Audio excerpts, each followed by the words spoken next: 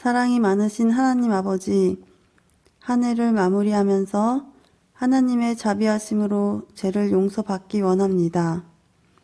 우리의 죄를 주님 앞에 내려놓사오니 저희를 불쌍히 여겨주시고 저희의 죄를 용서하여 주세요. 지금도 지성소에서 우리를 위해 중보하시는 예수님을 인하여 감사드립니다. 우리가 예수 그리스도의 피를 힘입어 성소에 들어갈 담력을 얻었으니 말씀 충만, 성령 충만하여 예수님이 내 안에, 내가 예수님 안에 거하는 삶을 살게 하여 주세요.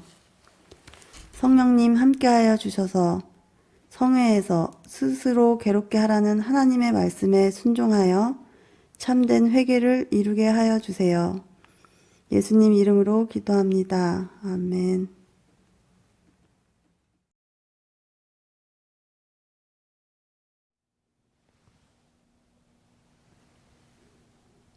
하나님의 말씀 레위기 23장 27절로 28절입니다.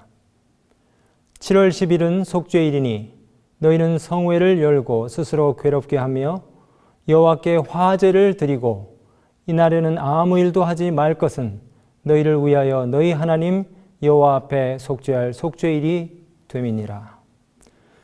전국에 계신 재림 성도 여러분 안녕하십니까? 벌써 2023년 한 해가 다해가고 있습니다. 이번 한 주간 다시 우리 각자가 예수님 안에, 믿음 안에 있는가 말씀과 기도로 시험하고 확정하시는 은혜를 얻게 되시기를 간절히 소망합니다. 고대 이스라엘 백성들에게 해마다 유대력 7월 10일은 한 해 동안 지은 모든 죄를 하나님께 용서받는 대속죄일이었습니다. 이날은 연중 딱 한 번 대제사장이 유일하게 속죄사가 있는 지성소에 들어갈 수 있는 날이었습니다. 그리고 이날 죄를 속하는 제물이 필요했는데 제사장 자신의 죄를 속하는 속죄 제물로 수송아지 한 마리와 번제물로 순양 한 마리가 준비되었습니다. 또 백성의 죄를 속하기 위해서는 번제물로 순양 한 마리와 속죄 제물로 수염소 두 마리를 예비하였는데 이 두 마리의 수염소를 제비 뽑게 하여 한 마리는 하나님께 드릴 제물로 또 한 마리는 아사셀 몫으로 백성들의 죄를 전가한 후 광야 무인지경으로 보내어 죽게 했습니다. 이날은 모든 백성들의 죄가 낱낱이 사실되고 조사되는 심판의 날이었고 죄의 책임이 더 이상 더해지지 않는 죄의 기록이 완전히 말소되는 죄의 완전한 도말이 이루어지는 날이었습니다.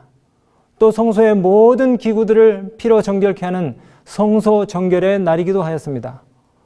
무엇보다 대제사장이 지성소에서 봉사를 마치고 나오면 밖에서 기다리던 백성들 개개인에게 주어졌던 회심의 기회는 더 이상 없어져 버리기 때문에 그 어느 때보다도 이날은 신중해야 하고 엄숙해야 할 날이었습니다. 연례적인 봉사가 진행되는 동안에 지성소는 대제사장 외에는 어느 누구도 들어갈 수가 없었고 그 안족한을 들여다보아서도 안 되었습니다.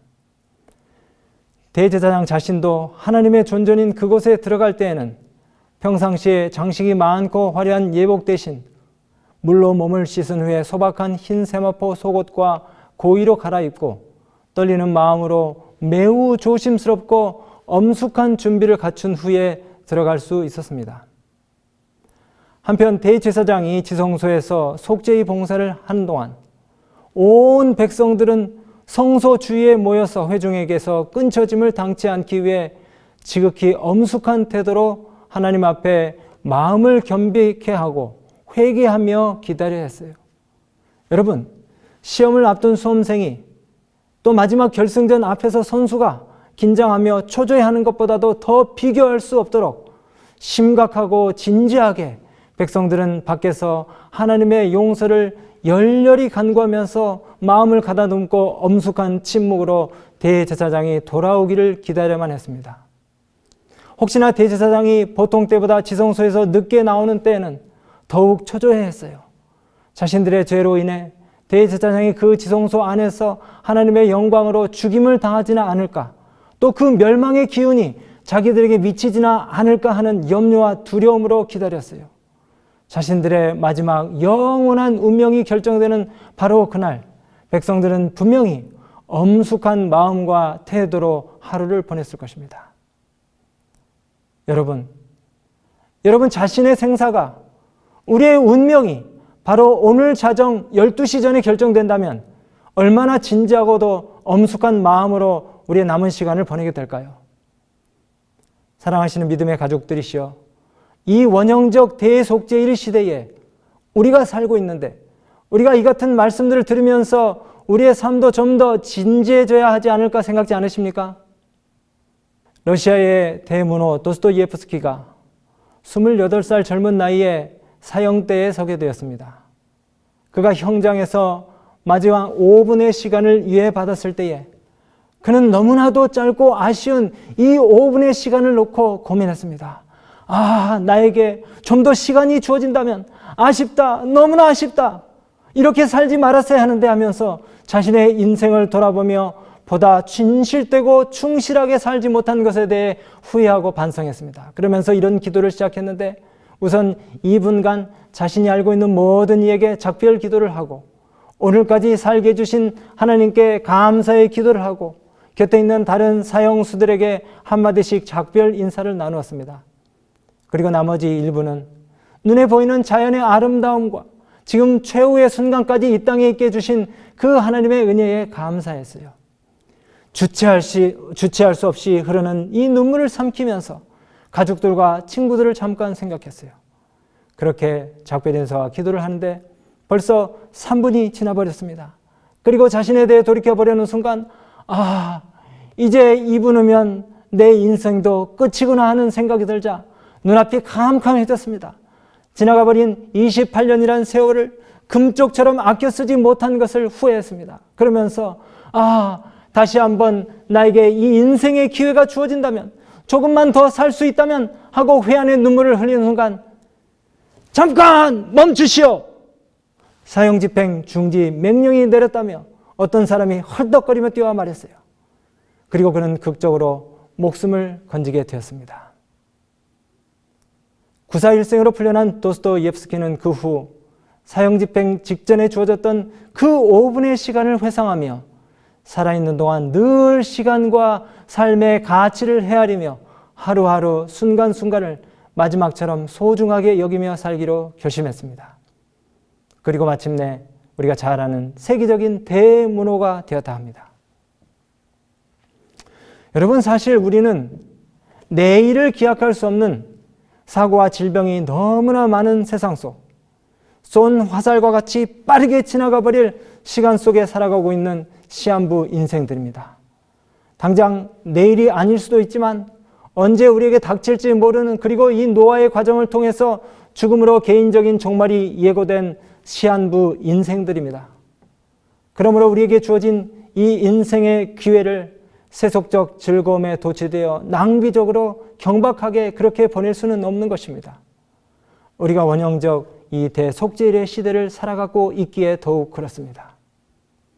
그렇기 때문에 우리는 고대 이스라엘 백성들이 대속죄일에 어떤 마음의 태도와 자세로 그 고민의 시간들을 보냈는지 살펴볼 필요가 있습니다.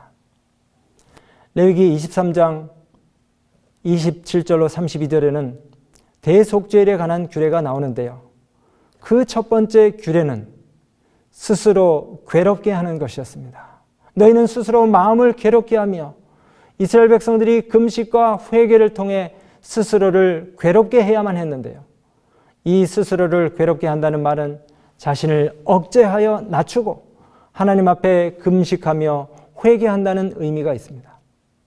무엇보다도 자신의 마음과 생각과 뜻을 면밀히 살피라는 것입니다. 그래서 이 속죄 제사가 진행되는 하루 동안 각 개인은 금식을 해요. 여러분, 음식이 입에 들어가겠습니까?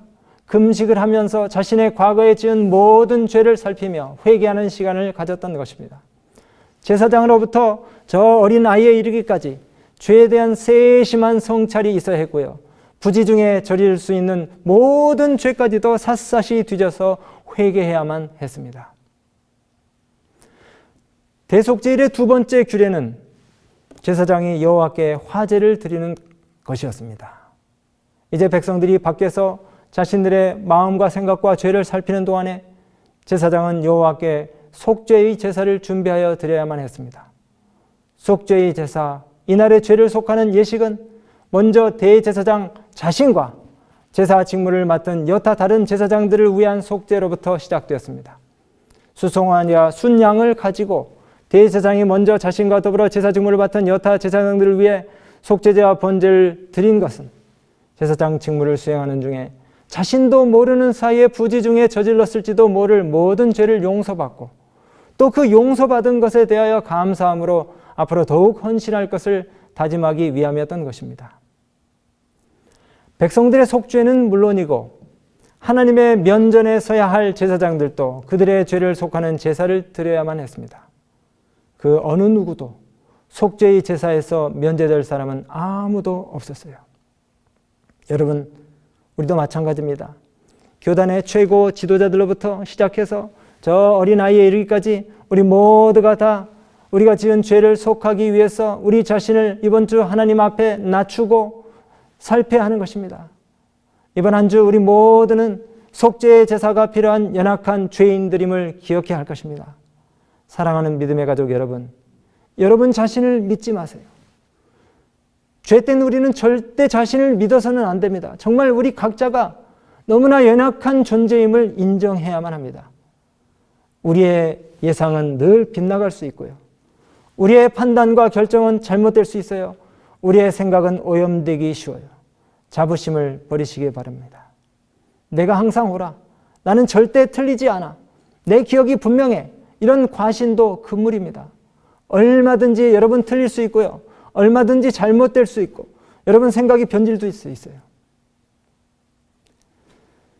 전문가들도 가끔 쓰는 말이 있어요. 자동차 정비사도, 교육자도, 판사, 변호사도, 의사도, 전문 경영인도, 손해사정인도, 부동산 전문가도, 정치인도 모르는 게 너무 많아요. 아는 척하지만 모르는 게 너무 많아요. 뭔가 좀 어려운 문제를 놓고 이야기를 하려 치면 글쎄요. 그러게요. 뭐 그럴 수도 있겠네요. 어떻게 되겠죠? 우리 확실하진 않지만 한번 해보죠. 다 이렇게 얘기해요. 여러분 성경 인물 중 어느 한 사람 완벽했던 사람이 있었습니까? 아브라함도 거짓말했고요. 다윗은 살인, 강간, 도적질, 거짓 증거, 남의 것을 탐낸 5제에서 10제 계명을 다 범한 말로 할 수 없는 끔찍한 죄인이었어요. 노아도 역시 큰 실수를 했습니다. 그래서 우리 모두가 다 늘 자신을 성찰하고 예수님 앞에 연약한 존재임을 인정하면서 그리스도의 의를 갈구하고 힘입어야 하는 것입니다. 예수 그리스도가 전적으로 필요한 존재들이 바로 우리인 것입니다. 그래서 이 대제사장이 속죄 제사를 위해 지성소에 들어갈 때에 평소 성전 봉사에서 입었던 화려한 에봇을 벗었어요. 몸을 물로 씻고 깨끗한 세마포 옷, 단순하고 깨끗한 세마포 옷을 입었다는 것입니다. 이제 대제사장이 자신과 제사장들을 위한 속죄를 마치면 백성들, 즉 이스라엘 전 회중을 위한 속죄를 시작합니다. 번제물로 양을 드리고 속죄제물로 드리는 2마리의 염소를 잘 아시죠? 백성의 죄를 전가시킨 속죄 염소는 죽어서 제물로 드려지고 나머지 한 염소, 사단을 상징하는 아사셀 염소는 광야 저 무인 지경으로 보내지는 절차를 따르게 됩니다. 이제 3번째 대속죄의 또 다른 규례는 아무 일도 하지 말라는 것입니다. 이 대속죄일은 일주일마다 한 번씩 돌아오는 주기적인 안식일이 아니고 1년에 한 번 오는 절기 안식일입니다. 이날의 규례는 아무 일도 하지 말라는 것입니다. 마치 일주일마다 돌아오는 안식일처럼 이날은 모든 사소한 노동이 금지되었고 속된 것에서부터 구별하여 아무 일도 하지 말고 거룩하게 지내라는 규례였어요. 근데 여러분, 아무 일도 하지 말라는 말은 그저 시간을 낭비하면서 여유를 즐기고 태만히 시간을 보내라는 것입니까? 아니에요. 이 대속죄일 안식일에 아무 일도 하지 말라는 것은 회개하는 일이 가장 중요하니까 이 회개하는 일 외에 다른 일에는 마음을 빼앗기지 말라는 것입니다. 꼭 해야 할 오직 한 가지 일, 즉 회개에 집중하라는 거예요. 회개에 집중해야 하기 때문에 아무 일도 하지 말라는 것입니다. 여러분 수능 시험장에 자녀를 들여보낸 엄마가 바깥에서 아이가 나오길 기다리면서 다른 일이 손에 잡히겠습니까? 핸드폰을 쓰다듬으면서 또 주식 장세를 살피면서 그렇게 시간을 보내겠습니까? 아니에요. 매서운 칼바람에도 시험장 교문 창살을 붙들고 아무것도 하지 않고 오로지 좋은 성적을 거두길 바라면서 간절히 기도에 집중하겠죠. 아주 오래전에 한 목사님이 저에게 소개해 주신 양수동 씨가 쓴 하늘 보고 땅을 보고라는 책에 보니까 죽음이 이 눈앞에 와 있는 사형수들의 고뇌와 그 절규가 아주 기가 막히게 묘사되어 있더라고요. 죄수 가운데 3심에서 사형 확정 판결을 받으면 사형 집행 날짜를 기다리게 되는데 우리나라는 그 집행 날짜를 안 가르쳐 준대요. 그리고 어느 날 집행 당일 1302번 면회요. 그러면 사형수는 속고 나오는데 그냥 집행장으로 향하는 겁니다. 그래서 이 사형 집행이 가까워 올수록 사형수가 직감적으로 아는지 악몽에 시달리면서 가위에 눌려 자다가도 막 헛소리를 하면 동료 죄수들이 자기네끼리 모였을 때 그런답니다. 나가서 죄를 짓더라도 죽을 죄는 짓지 말아야지. 정말 눈을 뜨고는 볼 수가 없다. 자기네들끼리 혀를 차며 안타까워하는데 얼마나 초조해하고 불안해하는지. 근데 어떤 사형수는 교도소 안으로 빵이 차입으로 들어오면 그걸 막 먹으려고 달려드는데 동료 재수자들이 측은한 생각이 들어서 사형수에게 양보를 해요. 그러다가 이제 어느 날 1302번 면회! 그러면 이 사형수가 빵 먹던 생각에 다른 건 다 생각 못하고 얼떨결에 그 빵을 그대로 들고 나와요. 그런데 안타깝게도 그날이 면회가 아니라 이 사형수에게 사형 집행일이 된 거예요. 근데 그 집행을 어떻게 하냐면 이 끌고 나오다가 3종목이라고 하는 갈림길이 있어요. 오른쪽은 면회실, 그리고 왼쪽은 사형 집행장입니다. 교도관이 처음에는 면회라고 불러서 속이고 나오는데 이제 이 집행장 쪽으로 끌고 가면 그만 이 죄수가 얼이 빠져요. 얼이. 왼쪽 교수형 집행장으로 가는데 그 방에서 집어들었던 빵을 여전히 들고 집행대 위까지 끌려가는 겁니다. 집행 직전까지 빵을 들고 있는 거예요. 그러니까 교도관들은 너무나 놀라는 것입니다. 집행을 해야 되는데 빵을 들고 서 있는 저 너무도 어색한 장면이 연출된 거예요. 형을 집행하는데. 그러니까 이 교도관들이 빵을 드시라고. 드신 다음에 집행을 하겠다고. 그러면 어떻게 해요? 이 사형수가 그 빵을 먹을까요? 아니요. 힘없이 바닥에 툭 떨어뜨리는 거예요. 근데 이 장면을 양수동 씨가 이렇게 묘사했어요. 그날 그 사형수가 떨어뜨린 빵은 그렇게 보기 흉한 흉물과 추물이었다. 여러분, 죽음을 목전에 둔 사람의 태도와 심경이 이렇게 묘사된 것입니다. 정말 죽음과 심판을 우리가 의식하면서 산다면 지금처럼 이렇게 살지는 않을 겁니다. 삶에서 정말 중요한 것이 무엇인지, 정말 삶에서 중요한 것이 무엇인지 고민하며 진지하게 살 거예요.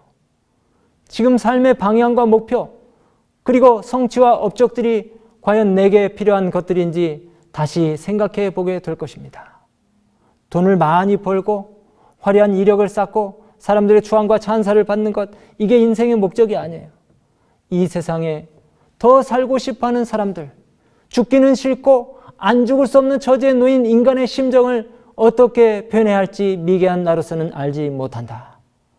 우리만의 기막히다, 속상한다, 속이 탄다, 속이 썩는다, 우라통이 터진다, 속에서 풀이 난다, 피가 바짝바짝 마른다 등 정신적인 고통을 나타내는 여러 어휘가 많지만 어느 것도 사형을 기다리는 사형수의 괴로움을 정확히 표현하는 말은 없는 것 같다. 여러분, 우리에게 고통의 뿌리 깊은 이유가 있는데 그것이 뭔지 아세요? 죽음입니다. 죽음. 다 죽기를 두려워하고 살고 있어요. 결국 우리 모두가 사형수처럼 다 죽습니까? 여기 나는 절대로 안 죽는다고 자부할 수 있는 분 손 들어보세요. 다 죽게 돼 있어요. 그리고 그리 많이 남지 않았습니다. 20년, 30년 훌쩍 금방 갑니다. 우리 좀 기분 나빠도 다 사형수예요. 똑같이 다 죽게 돼 있어요. 저와 여러분 그걸 알고 영생을, 예수를 믿는 믿음을 얻게 되신 것을 감사하시고 예수님 안에 거하는 삶을 살게 되시기를 간절히 바랍니다. 저와 여러분이 예수를 믿고 영생을 얻었다는 사실을 깨달을 때에 사형수가 감형이 되어 무기징역 선고를 받으면 어떻게 하는지 아십니까? 살았다! 만세! 살았다! 하며 법정에서 춤을 춘대요. 도스토예프스키가 그랬던 것처럼 매일의 삶을 진지하고 소중하게 그렇게 아끼며 산다는 것입니다. 여러분, 대제사장이신 예수 그리스도께서 지성소에서 머무르고 계시는 동안 우리가 해야 할 일, 철저히 회개하고 진지하게 삶을 살아가면서 다른 사람을 사랑하면서 정말 후회 없이 사랑하고 아낌없이 사랑하고 남김없이 사랑하고 살아가야 한다는 이 사실을 기억하시기를 간절히 바랍니다. 여러분, 자주 과거의 삶을 돌아보면서 그냥 무수의 뿔처럼 그냥 앞으로 달리기만 하지 마시고 과거를 반추하면서 늘 반성하며 회개하면서 사시게 되길 바랍니다. 인생이 유한하다는 사실을 기억해야 돼요. 다시 말씀드리지만 우리는 지금 상징적인 대속죄일의 시대에 살고 있는데 곧 영원한 결과가 뒤따르는 이 진지한 엄숙한 시간에 살면서 예수님이 마지막 봉사를 위해 지성소에서 봉사하신다는 사실을 기억하며 그 주님이 나오시기 직전에 여러분 삶을 진지하고 의미 있게 만드시기를 바랍니다. 제가 전도사 시절에 한 집사님이 몸이 이상이 있어 진찰을 받았는데 췌장암 말기라는 진단을 받고 이제 3개월밖에 살 수 없다는 선고를 받았어요. 얼마나 날벼락 청천벽력 같은 소식이었겠습니까? 근데 이분이 재테크를 잘해서 재산 증식을 많이 하고 돈을 꽤 많이 벌었어요. 근데 이 뜻밖의 통보에 억장이 무너졌습니다. 그 많은 재산이 무슨 소용이 있겠습니까?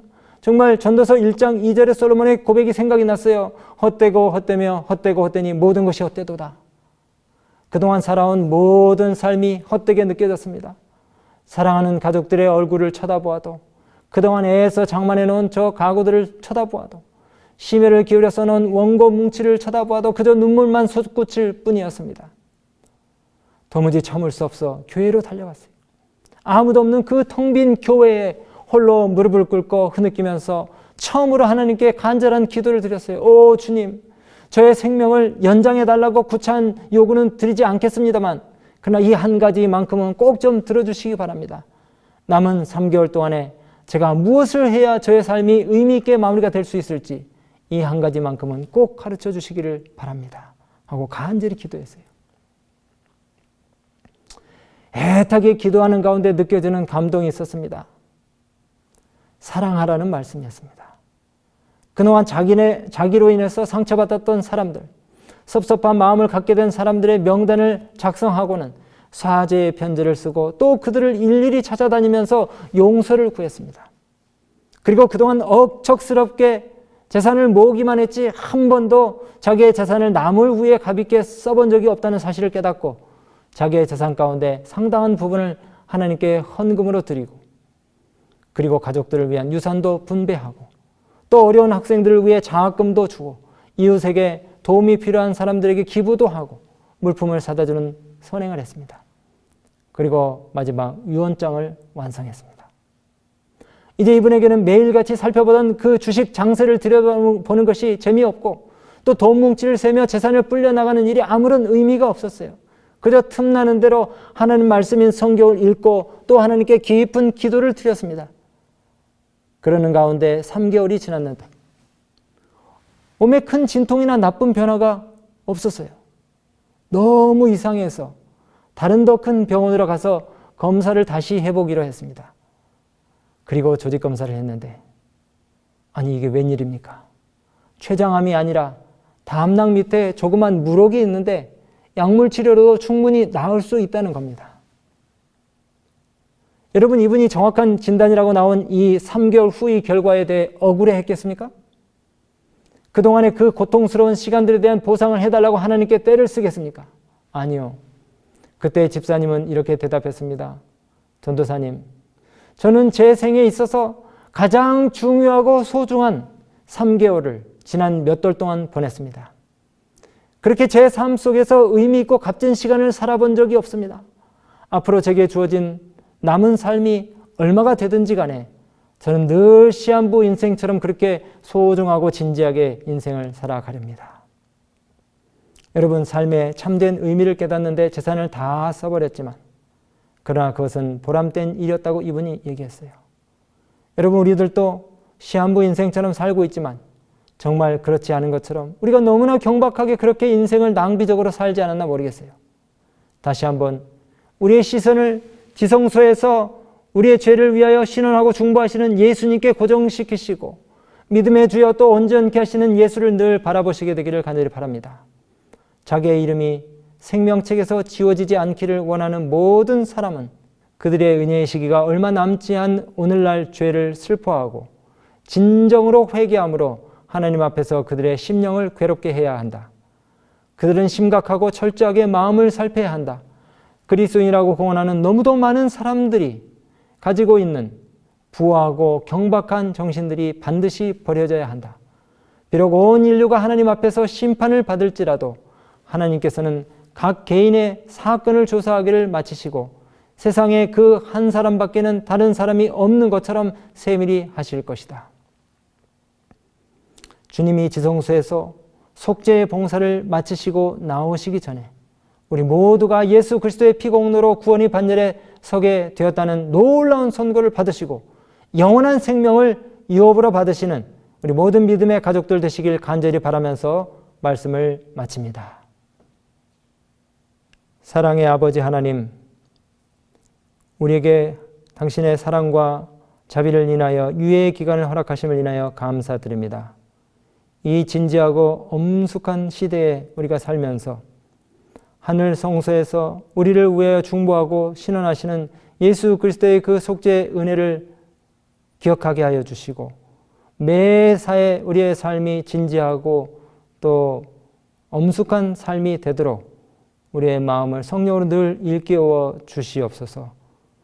우리 주님의 무한하신 사랑과 또 은혜가 늘 우리 삶 속에 풍성하게 경험되지도록 인도해 주시길 바라며 예수 그리스도 이름 의지하여 기도드리옵나이다. 아멘.